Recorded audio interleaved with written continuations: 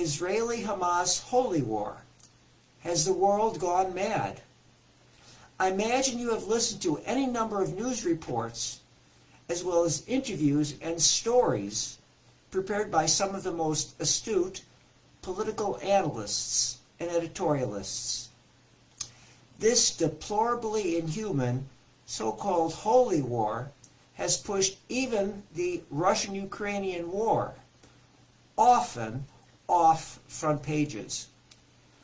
I can't improve on what these analysts have prepared, but in this video I've tried to provide a different point of view. So here we go. I'll mention the book by Douglas Murray titled The Madness of Crowds because it can help explain what's going on. He says that the West is moving away from its traditional underpinnings of Judeo-Christianity, liberalism, and free market capitalism toward a new and still being defined metaphysics. That's why our traditional social institutions, such as government, education, and religion, are under attack. For example, the LGBTQ movement is one of the author's prominent examples, as are new marriage customs and redefinitions of male-female differences in terms of gender, not the XY chromosomes of sex. And I would like to mention another current book, The Tyranny of the Minority, by Stephen Levitsky and Daniel Ziblatt. This book complements The Madness of the Crowd. Here are its major takeaways. America is today moving toward a multiracial democracy. Few societies have ever reached ones that have lasted for very long. It is a major reason why Washington, D.C. is gridlocked. The minority groups rarely agree to form a majority congressional voting bloc.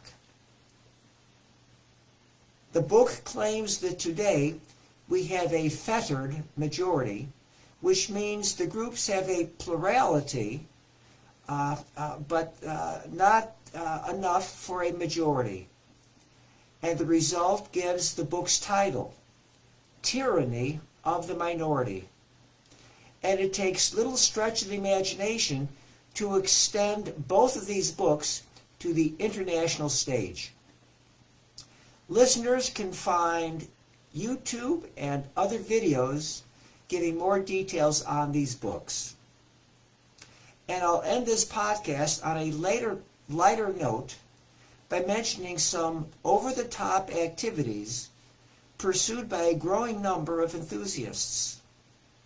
To a normal person, they might seem to be mad, but if you hear more from them, you might say they aren't mad, but simply have a different point of view. You can watch any number of Netflix, Amazon, and YouTube videos that do this. And here's a sample of what I've watched. Amazon's Climbing Mount Everest documentary gives a shocking view of the hardships climbers face. They lose fingers and toes and sometimes perish on the way to or from the peak. But when you listen to their interviews, you realize they look at this extraordinary challenge as a preeminent goal of their lives. Or the free diving videos, which show people without breathing apparatus submerging to a depth of nearly 500 feet. And these interviews and videos say pretty much the same. The hearts of some of the divers go into cardiac arrest before handlers can bring them to the surface.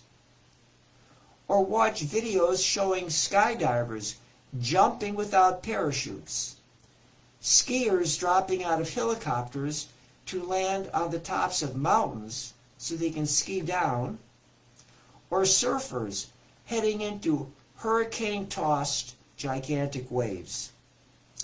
Watching ultramarathoning and triathloning videos might give you the same point of view also. And I'll stop here. Please look for more information on anything I've touched on above, and then you can decide what is madness. Thank you for listening, and bye-bye until next time.